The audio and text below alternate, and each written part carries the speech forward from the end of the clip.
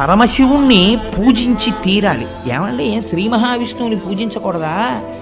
పలికించు విభుండు రామభద్రుండట అన్నారు కదా, ఏం రామచంద్రమూర్తిని పూజించకూడదా? కృష్ణుణ్ణి పూజించకూడదా?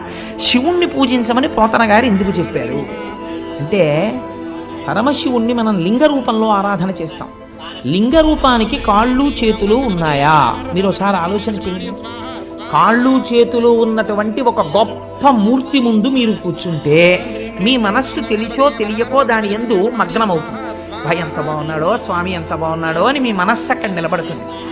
కాళ్ళు చేతులు లేవు, అలాగని రూపం లేకుండా లేదు. రూపము ఉంది, రూపము లేదు. లింగానికి కాళ్ళు చేతులు ఎక్కడున్నాయి? కాళ్ళు చేతులు లేవు. పోనీ అసలు రూపం లేదంటావా?